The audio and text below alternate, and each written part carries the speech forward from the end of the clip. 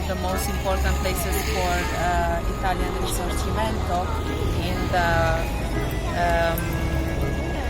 19th century, which all started in around 1840 something.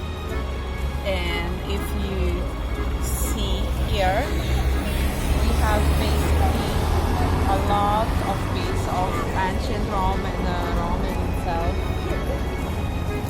So we can see Altare della Patria, and then we can see all the other churches. Obviously San Pietro, which is the most decorated and most important. I think it's been done by Michelangelo. I hope so, if I'm not wrong. Then we have all the most important chapels and all the most important churches, obviously with great points of view. You have to pay horrible money to get there, and this this point is for free. So I think this is the best thing to say. So everybody knows the Rome started with amazing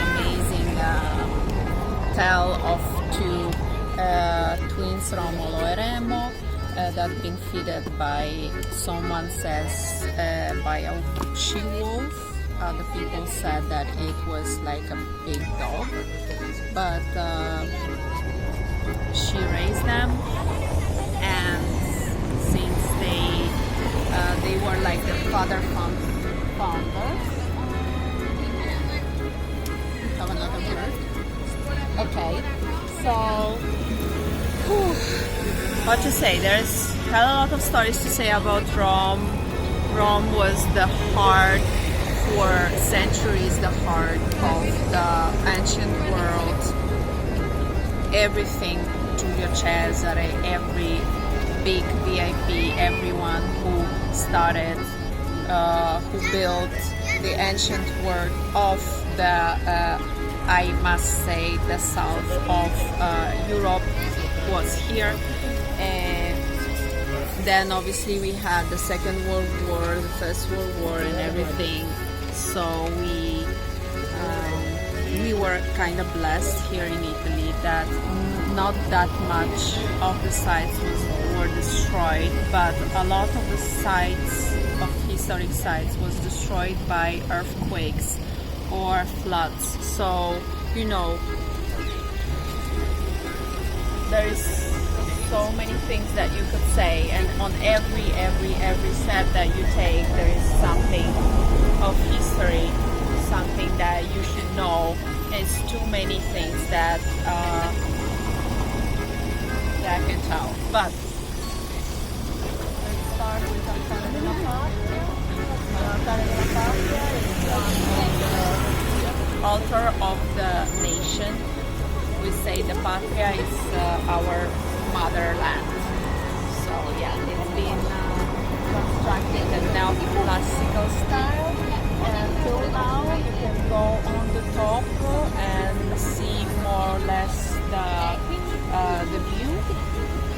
Then we have obviously the Cappella Sistina and the Vaticano, which is an enclave. Enclave means that it's a city which is ruled by itself, and it has its own bank and everything. The another enclave is San Marino in Italy, so we have two enclaves. I will show you San Marino next time, which is like half of an hour from Rimini.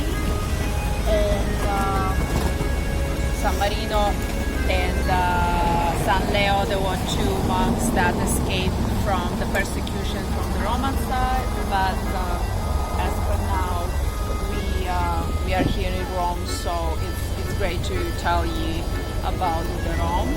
So this should be the map, okay? So basically, if you see in the map, we are Porta Portense. We are here, Fonte Acqua Paola. As you see, there is a lot of things to see. One thing that you have to know is that whenever you are coming to Italy, you have to respect our country. I'm sorry to say that, but a lot of people coming to Italy, they throw the trashes on the street and they think that we don't see it. And in fact, we see the other day that the tourists were throwing the trashes in Arno, one of the rivers, and that upset me a lot. And the second thing that you should know, if you go into the church, any kind of church in Italy, you have to be fully dressed with your t-shirt on. Don't come as you are coming on the beach. I know it's hot for everyone. It's 40 degrees mostly if you're coming in the June, July and August. It's always 30, 40 degrees, so it's hot. Drink a lot of water, stay nicely, dress in white, but don't dress as a whore, okay? We don't need that, because at the end of the story, usually people say about Italians that we are shouting at them when they come into the church, but you have to understand that this is our culture and you have to respect that, so please do that if you don't want us to shout on you, okay? So, this part of the culture is very important for Italy. It's an ossario mausoleo genicolense. So imagine so many people were fighting for to unite Italy, because still 19th century Italy was divided in several countries, let's say like that. In fact, till now, when we are going from Milano to Roma, we are saying that we are going abroad, even though it's not true. So Roma has its own way to speak. It's called Romano. We have another dialect, and each city has its own dialect, etc. So you have to know that in the 19th century, Conte Cavour, other people started to say that Italy should be united against all of the other countries like France and etc. that wanted to influence Italy as a country. So we wanted to be united, and there was this moment called Risorgimento that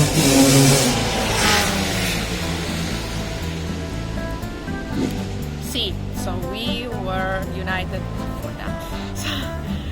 So it's called Risorgimento because we wanted to be united. In fact, Italy as a state, as a country, is very, very young. It's around 141, 162, 3 years old max. We had the fights, and this is the point in which there are people who fight on this hill for the Risorgimento, and guides usually don't bring you here because at the end of the story it's not the ancient Rome, so it's not that important for them. But I think that this point is very important for Italian history because this is a crucial point. After that, Italy was all together. So Napoli, Roma, and all of that. Even apart obviously the Vaticano started to be a part of Italy. Vaticano till now it's a state by itself. So going from Rome to Vaticano, it's going literally abroad.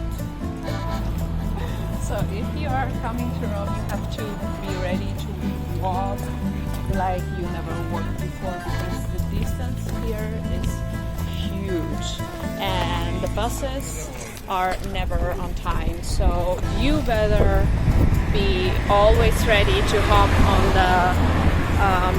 on the nearest station of the metro.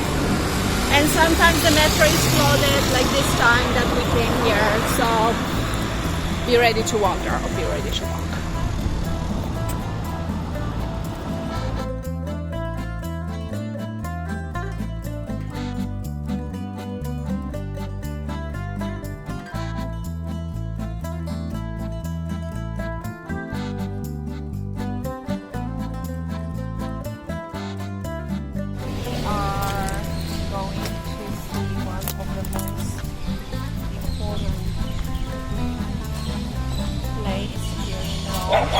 at least for me.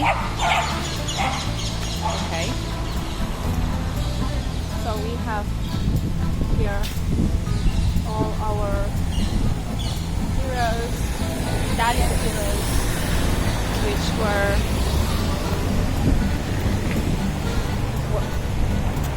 that someone done his lips.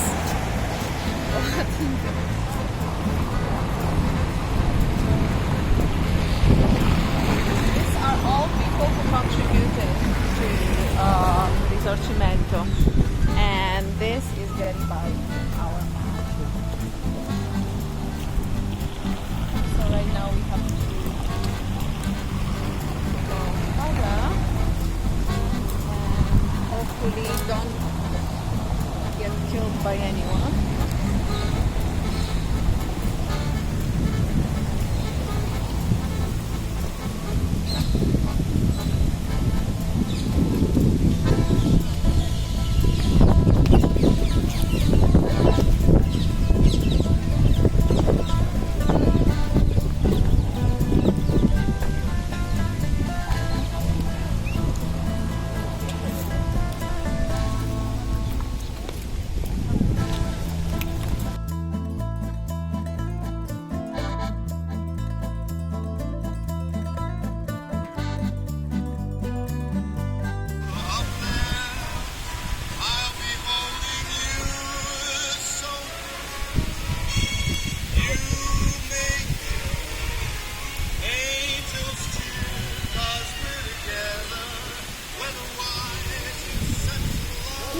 It's even more.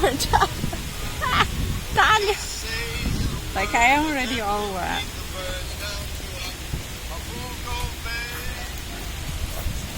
In the center of the Rome, more or less, because everything is in the center here. We got half an hour of horrible rain, so I got wet. So okay, if you are the beach is called junkie, okay, behind me you can see something that will just blow your mind. It's Castello degli Angeli. It's been constructed for and by Vaticano to get the prisoners up there and to lock them out. So not only Vaticano, we will talk about it later, but if you come closer and see that one, one of the most beautiful bridges in history of the whole world, and I'm not even joking, because we are talking about the Ponte degli Angeli, and it's very important. It's like a pit stop of every artist in Rome, and after that we see Altare della Patria and this one. So I'll go to heart attack.